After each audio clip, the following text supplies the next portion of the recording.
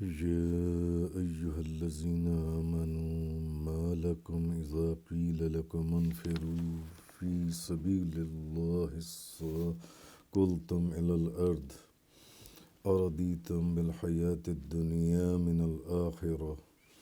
فما متاع الحياة الدنيا في الآخرة إلا قليل۔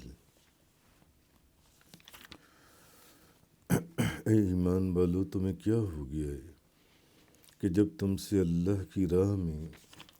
نکلنے کے لیے کہا جاتا ہے تو تم بوجھل ہو کر زمین سے چپک جاتے ہو؟ کیا تم نے آخرت کے بدلے دنیا کی زندگی کو پسند کر لیا ہے؟ دنیا کی زندگی کا نفع تو آخرت کے مقابلے میں بہت تھوڑا ہے۔ اب آج آیت نمبر 38 سے بیان ہے سورہ توبہ۔ اب آگے یہ فرمایا جا رہا ہے کہ اے ایمان والو، تمہیں کیا ہو گیا کہ جب تمہیں اللہ کے راستے میں نکلنے کا کہا جاتا ہے تو تم اپنی طبیعت پر بوجھ محسوس کرتی ہو، جیسے کہ زمین سے کوئی چیز چپک جائے؟ کیا تم نے آخرت کے بدلے میں دنیا کی زندگی کو پسند کر لیا ہے؟ اور دنیا کا نفع جو ہے وہ آخرت کے مقابلے میں تو بہت تھوڑا ہے۔ اب اس آیت کی تفسیر اصل میں یہ ہے، امام ابن اسحاق بیان کرتی ہیں کہ جب پیچھے طائف کی مہم کا ذکر گزرا تھا، جب طائف کا نبی کریم صلی اللہ علیہ وسلم نے محاصرہ کیا، کہ جب نبی پاک صلی اللہ علیہ وسلم طائف کی مہم سے فارغ ہو کر نبی پاک صلی اللہ علیہ وسلم نے 9 ہجری میں ذوالحجہ سے رجب تک مدینے میں قیام فرمایا، پھر آپ نے مسلمانوں کو روم کے عیسائیوں سے جہاد کرنے کی تیاری کا حکم دے دیا۔ اب حضور نے حکم دیا کہ جو روم کے عیسائی ہیں ان سے جہاد کرنے کے لیے ہم جا رہے ہیں، تو تیاری جو سی نا یہ شروع کر دو اس تیاری کا۔ اور وہ جو زمانہ تھا وہ زمانہ بہت تنگی کا زمانہ تھا، اوپر سے گرمی بہت شدید تھی اور شہروں میں کھجوریں پکنے والی تھیں۔ اب گرمی بہت زیادہ تھی، کھجوریں پکنے والی تھیں، تنگی کا زمانہ تھا، تو ایک طبیعت میں لوگ چاہتے تھے کہ یعنی اس وقت میں مدینہ منورہ میں مدینے میں ٹھہریں اور درختوں کے سائے، کیونکہ گرمی بہت زیادہ تھی، اور پکی ہوئی جو کھجوریں ان سے راحت یا آرام یا سکون حاصل کریں۔ تو اس موسم میں مدینہ منورہ سے باہر نکلنا وہ بہت مشکل تھا جن سے۔ تو نبی کریم صلی اللہ علیہ وسلم کی عادت مبارک تھی کہ جب آپ کسی غزوے کے لیے نکلتے تھے تو اس کا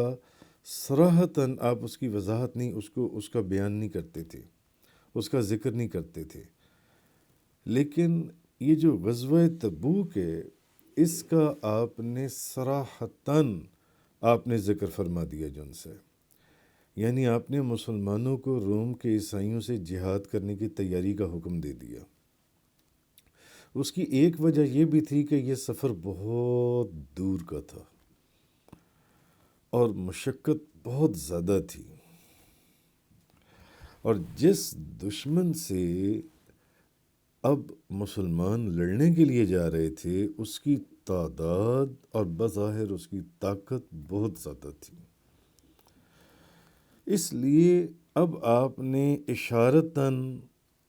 نہیں، آپ نے اس کو فرمایا جو ان سے آپ نے اس کو وضاحت اس کی فرما دی، آپ نے بتا دیا کہ ہم روم کے عیسائیوں سے لڑنے جا رہے ہیں تو اپنی تیاری کر لو جن سے۔ کہ آپ لوگ رومیوں سے جنگ کرنے کے لیے جا رہے ہو، اپنی اپنی تیاری تاکہ سب مسلمان جو کر سکتے ہیں کر لیں۔ تو اس وقت جو منافق تھے، منافق انہوں نے ایک دوسرے کو آپس میں کہا کہ بھئی یہ لوگوں کے اندر کہ اس قدر سخت گرمی میں جہاد کے لیے نہ جاؤ، اس قدر سخت گرمی میں، گرمی بہت ہے، تنگی کا موسم ہے، کھجوریں پکنے والی ہیں اور اتنا لمبا سفر ہے، اور پھر آگے جو روم کے عیسائیوں سے یہ جنگ ہے، تو آپس میں وہ یہ ایک چہ مگوئیاں کرنے لگے یا باتیں کرنے لگے۔ ترمذی شریف کی حدیث ہے، حضرت عبد الرحمن بن خباب رضی اللہ تعالیٰ عنہ بیان کرتی ہیں کہ میں نبی پاک صلی اللہ علیہ وسلم کی خدمت میں حاضر ہوا۔ فرماتے میں نبی پاک صلی اللہ علیہ وسلم کی خدمت میں حاضر ہوا تو نبی پاک صلی اللہ علیہ وسلم آپ مسلمانوں کو غزوہ تبوک کے لیے آپ ان کو ترغیب دلا رہے تھے جنگ کے لیے۔ تو حضرت عثمان بن عفان رضی اللہ تعالی عنہ آپ کھڑے ہوئے اور عرض کیا یا رسول اللہ،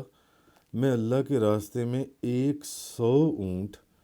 مع کجاووں کے اور کپڑوں کے پیش کرتا ہوں، کجاوے بھی اور کپڑے بھی 100 اونٹ جنگ کے لیے میں پیش کرتا ہوں۔ نبی پاک صلی اللہ علیہ وسلم نے آپ نے پھر مسلمانوں کو ترغیب دلائی تو حضرت عثمان کھڑے ہوئے عرض کیا یا رسول اللہ، میں 200 اونٹ اللہ کے راستے میں کجاووں اور کپڑوں کے ساتھ پیش کرتا ہوں۔ تو نبی پاک صلی اللہ علیہ وسلم نے پھر مسلمانوں کو لشکر کے لیے ترغیب دلائی تو کہ لشکر کی مدد کے لیے کہ یہ وقت ہے جو ان سے بڑا سخت معرکہ ہے جو ان سے۔ تو حضرت عثمان بن عفان تیسری مرتبہ پھر کھڑے ہوئے اور کہا کہ میں اللہ کے راستے میں یا رسول اللہ میں 300 اونٹ جو ان سے کجاووں اور کپڑوں کے ساتھ پیش کرتا ہوں۔ تو حضرت عبد الرحمن بن خباب فرماتے ہیں کہ میں نے دیکھا نبی کریم صلی اللہ علیہ وسلم ممبر سے اترے تو نبی پاک صلی اللہ علیہ وسلم آپ یہ فرما رہے تھے کہ آج کے بعد عثمان جو عمل بھی کرے اس کو ضرر نہیں، آج کے بعد عثمان جو عمل بھی کرے اس کو ضرر نہیں۔ اچھا، گو کہ مفسرین نے، علماء نے، انہوں نے یہ لکھا ہے کہ اس حدیث کا مطلب یہ نہیں ہے کہ حضرت عثمان نیک کام کریں یا بد کریں ان کو اس کا ضرر نہیں ہوگا، بلکہ اس کا معنی یہ ہے کہ اللہ اب ان کو برائی سے محفوظ رکھے گا، اور اگر بشری تقاضے سے کوئی غلطی ہو بھی گئی تو مرنے سے پہلے ان کو توبہ کی توفیق دے دے گا۔ مگر ایک چیز ہے کہ اللہ اور اس کا رسول جو ان سے بعض جگہیں ایسی بھی ہوتی ہیں کہ آپ دنیا میں بھی ایسا دیکھتے ہیں کہ بعض جگہوں پر اگر آپ کے ماتحت سے ہی کوئی بڑی سے بڑی غلطی بھی ہو جائے تو آپ اس کو چھوڑ دیتے ہیں، آپ اس کی خطا کو معاف کر دیتے ہیں، آپ چھوڑ دیتے ہیں، معاف کر دیتے ہیں۔ بعض اوقات آپ کی کسی ماتحت سے چھوٹی بھی غلطی ہو جائے، طبیعت گوارا نہیں کرتی، آپ اس کو پکڑ لیتے ہیں جو ان سے کہ بھئی کیوں یہ غلطی ایسے ہوئی ہے۔ تو اللہ وہ تو ہر چیز پر قادر ہے، ساری کائنات کا مالک ہے، وہ جیسی مرضی کرے، اور اللہ کا رسول جس کو اجازت دے دیں، جس کو جو سرٹیفکیٹ دے دیں وہ تو پھر سرٹیفکیٹ دے دیا جو ان سے۔ تو بہرحال کہنے کی بات یہ ہے کہ کچھ کو تو ایسی قبولیت بخشی جاتی ہے کہ جو چاہو کرو، کوئی سوال نہیں، جیسے کہ نبی کریم صلی اللہ علیہ وسلم آپ نے فرمایا آج کے بعد عثمان جو مرضی عمل کرے اس کو کوئی ضرر نہیں ہے۔ تو بہرحال اس سے پتہ یہ چلا کہ کچھ لوگوں کو ایسی قبولیت بخشی جاتی ہے کہ جو چاہو کرو کوئی سوال نہیں۔ بحالت ایمان جس نے بھی حضور نبی کریم صلی اللہ علیہ وسلم کو سر کی آنکھوں سے دیکھا وہ غوث قطب ابدال قلندر سے بھی اوپر صحابی کے درجے پر فائز ہوا۔ اب نفس صحابیت میں کم و بیش 1.25 لاکھ صحابہ کرام سبھی برابر ہیں، مگر اصحاب بدر صرف 313 ہی ہیں۔ جن کے لیے خاص رضائے الہی کا مژدہ اور خوشخبری سنائی گئی۔ پھر ان میں سے بھی عشرہ مبشرہ صرف 10 ہی ہیں۔ 1.25 کم و بیش صحابہ کرام میں سے 313 وہ 313 ہی ہیں جن کا ذکر قرآن میں بھی آیا، حدیث میں بھی آیا۔ پھر ان میں سے بھی عشرہ مبشرہ 10 ہی ہیں جن کو پہلے ہی جنت کی خوشخبریاں سنا دی گئیں، جن کے قطعی جنتی ہونے کی بشارت اور خوشخبری نبی پاک صلی اللہ علیہ وسلم نے ان کو ان کی زندگی میں ہی عطا فرما دی تھی۔ تو ویسے تو تمام صحابہ کرام ستاروں کی مانند ہیں، مگر جو روشنی یہ جو ان 4 سر بفلک پہاڑوں کی چوٹیوں سے گلستان شریعت اور نخلستان طریقت میں روشن ہوئی، حضرت ابوبکر صدیق، عمر فاروق، عثمان غنی، حضرت علی کرم اللہ تعالیٰ وجہ الکریم، پھر جو قربت اور رفاقت ظاہر اور باطن کے انوار، اسرار و انوار حضرت ابوبکر صدیق یا حضرت علی کرم اللہ وجہ الکریم کو حاصل ہوئے، ان کی حقیقت یا ان چیزوں کی حقیقت عالم روحانیت اور علوم معرفت میں ایک عجیب مقام سے انسان کو آشنا کرتی ہے۔ بہرحال کہنے کا مقصد یہ ہے کہ کسی کو ایسی قبولیت بخشی جاتی ہے کہ جو چاہو کرو، سوال نہیں ہے، کوئی سوال نہیں ہے۔ تو کسی کو اپنی جگہ، یہ چیز ہے کہ کسی کو اپنی جگہ اور اپنے مقام کے اندر رہتے ہوئے اپنے کام میں دانستہ نادانستہ کمی بیشی کا جواب دہ ہونا پڑتا ہے۔ اس کو اپنے سرکل یا اپنے کام کے اندر رہتے ہوئے، اپنے مقام کے اندر رہتے ہوئے دانستہ یا نادانستہ جو بھی کمی بیشی ہوئی ہے اس کا جواب دینا پڑے گا۔ اور کسی کو ایسی قبولیت بخش دی جاتی ہے کہ جو چاہو کرو، کوئی سوال نہیں ہے۔ مثلا جیسے نبی کریم صلی اللہ علیہ وسلم نے حدیث میں نے آپ کے سامنے سنائی کہ حضرت عبد الرحمن ابن خباب جو کہ نبی پاک صلی اللہ علیہ وسلم کے صحابی ہیں، کہ میں تو اس مجلس میں موجود تھا جب جنگ تبوک کی تیاری کے لیے مسلمانوں کو مالی قربانی اور خدمت پیش کرنے کے لیے نبی پاک صلی اللہ علیہ وسلم خود جوش دلا رہے تھے، اور حضور کے ترغیب دلانے پر ہر مرتبہ حضرت عثمان غنی کھڑے ہوئے اور انہوں نے کہا کہ میں اتنا مال آپ کی خدمت میں پیش کرتا ہوں۔ تو نبی پاک صلی اللہ علیہ وسلم حضرت عثمان غنی کی خدمت سے اس قدر خوش اور راضی ہوئے کہ حضرت خباب فرماتے ہیں کہ میں نے خود حضور کو دیکھا ممبر سے اترتے ہوئے یہ فرماتے ہوئے کہ اس عمل کے بعد عثمان پر کوئی گناہ نہیں ہے، اس عمل کے بعد عثمان پر کوئی گناہ نہیں ہے، یعنی ان کو کوئی نقصان نہیں ہے، اب عثمان جو مرضی کریں۔ بہجت الاسرار میں امام ابو الحسن شتنفی شافعی لکھتے ہیں کہ حضور غوث اعظم شیخ عبد القادر جیلانی نے فرمایا، مجھے اپنے رب کے جلال و عزت کی قسم، میرا ہاتھ میرے مرید پر ایسی ہے جیسے آسمان زمین پر، میرا ہاتھ میرے مرید پر ایسی ہے جیسے آسمان زمین پر۔ کیا ہوا جو میرا مرید اچھا نہیں، میں تو اچھا ہوں، اور مجھے اپنے پروردگار کی عزت و جلال کی قسم، میں اس کی بارگاہ سے اس وقت تک نہیں ہٹوں گا جب تک اپنے تمام مریدوں کو لے کر جنت میں نہ داخل ہو جاؤں۔ اس لیے فرماتی ہیں، مریدی ہمت بوشتہ وغنی وعفو ما تشاء فالاسم عالی، اے میرے مرید عشق الہی سے سرشار ہو کر خوش رہے، نہ ڈر اور بے باک ہو، خوشی کے گیت گا، جو چاہے کر، میرا نام بلند ہے۔ حضور غوث اعظم، تو اگر حضور غوث اعظم شیخ عبد القادر جیلانی رضی اللہ تعالی عنہ آپ یہ فرماتے ہیں کہ مجھے اپنے رب کے جلال و عزت کی قسم، میرا ہاتھ میرے مرید پر ایسے ہے جیسے آسمان زمین پر، تو کیا ہوا جو میرا مرید اچھا، میں تو اچھا ہوں، مجھے اپنے رب کی عزت و جلال کی قسم، میں اس کی بارگاہ سے اس وقت تک نہیں ہٹوں گا جب تک کہ اپنے تمام مریدوں کو لے کر جنت میں نہ داخل ہو جاؤں۔ تو آپ تو حضور غوث اعظم ہے، تو آپ تو تاجدار دو جہاں، شاہ سوار اللہ مکان، مالک زمین و آسماں، روح کن فکاں، جن کے لیے یہ کائنات یہ جون سے وجود میں لائی گئی جون سی ہے۔ تو اپنے مرید کو یہ فرمانا کہ کسی کی پرواہ نہ کر، جو تیرا جی چاہے، یہ کلمہ صرف حضور پیران پیر شیخ عبد القادر جیلانی ہی نے نہیں فرمایا۔ بتانے کا مقصد یہ ہے بلکہ آپ سے پہلے پیروں کے پیر، ہادیوں کے ہادی اور اللہ کا محبوب بعین ہی یہی کلمہ اپنے مریدوں کو کہہ چکے، جیسے کہ میں نے آپ کو یہ ابھی بخاری شریف ترمذی شریف والی حدیث سنائی نبی کریم صلی اللہ علیہ وسلم کی، جب انہوں نے حضرت عثمان غنی کو فرمایا کہ آج کے بعد عثمان جو عمل بھی کرے اس کو ضرر نہیں ہوگا، تو اللہ کے نبی اگر ان کو تو پھر اللہ نے ساری کائنات کی خزانوں کی کنجیاں دے چھوڑی ہیں، جس کے لیے جو مرضی فرما دیں، جس کو جو مرضی خوشخبری دے دیں۔ تو بخاری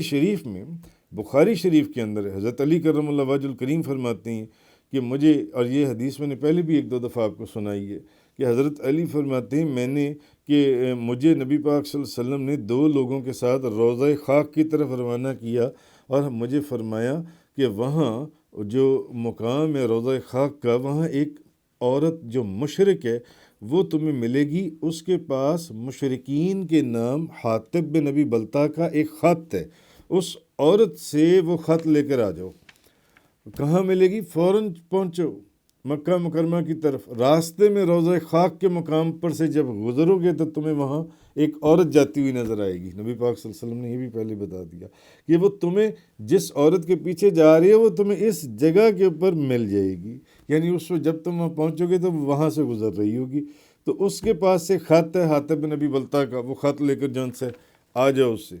تو حضور نبی کریم، اصل میں حضور نبی پاک صلی اللہ علیہ وسلم مکہ مکرمہ پر حملہ کرنے کی تیاری آپ نے مکمل کر لی، تو اب حاطب بن ابی بلتہ نے کیا کیا کہ مکہ والوں کو ایک خط لکھا کہ نبی کریم صلی اللہ علیہ وسلم آپ مکہ مکرمہ کے اوپر حملہ کرنے کے لیے آ رہے ہیں۔ بہرحال اب وہ حضرت علی ان دونوں لوگوں کے ساتھ اس عورت کے تعاقب میں روانہ ہوئے، اور حضرت علی فرماتے ہیں کہ روضہ خاک کے مقام پر جب ہم نے اس عورت کو دیکھا تو وہ ایک اونٹ پر جا رہی تھی، ہم نے اسے پکڑ لیا، ہم نے اس سے پوچھا کہ بتاؤ وہ خط کہاں ہے تمہارے پاس جو تم ایک خط لے کر جا رہی ہو مکہ مکرمہ کی طرف؟ اس نے کہا میرے پاس تو کوئی خط نہیں ہے۔ ہم نے اس کے اونٹ کو بٹھایا اور اس کی سارے اونٹ کی پالان کی ساری ہم نے تلاشی لی، مگر وہ خط نہیں ملا۔ تو پھر آپ فرماتے ہیں کہ میں نے کہا خدا کی قسم میں جانتا ہوں کہ اللہ کے رسول نے ہرگز غلط بیانی نہیں کی تمہارے پاس، یعنی کہ جو اللہ کے رسول نے فرمایا وہ یقیناً وہ خط تمہارے پاس موجود ہے۔ اس لیے اس عورت کو انہوں نے فرمایا بہتر ہے کہ وہ خط خود سے تم ہمارے حوالے کر دو، ورنہ قسم ہے اس ذات کی جس کی قسم کھائی جاتی ہے میں تجھے ننگا کر دوں گا، اور وہ خط تیرے سے، کیونکہ اللہ کے رسول نے فرمایا وہ خط تیرے پاس ہے، وہ خط میں تیرے سے برآمد کر لوں گا۔ تو اب اس عورت نے جب دیکھا نا کہ معاملہ بہت سخت ہو گیا اور یہ میرے سے خط نکال ہی لیں گے، تو اس نے اپنی تہمت کے اندر سے وہ خط جہاں پر چھپایا ہوا تھا اس نے نکال کر دیا۔ اب وہ خط جب لے کر نبی پاک صلی اللہ علیہ وسلم کی خدمت میں پہنچے تو نبی پاک صلی اللہ علیہ وسلم نے حاطب بن ابی بلتہ ان سے حاطب سے ان کا اے حاطب یہ تو نے کیا کیا؟ تو نے کیا کیا کہ تو نے ہماری خبر جو ان سے مکہ مکرمہ ان کے وہاں پہنچا دی کہ وہاں پر یہ ہم مسلمان یہ حملہ کرنے جا رہے ہیں؟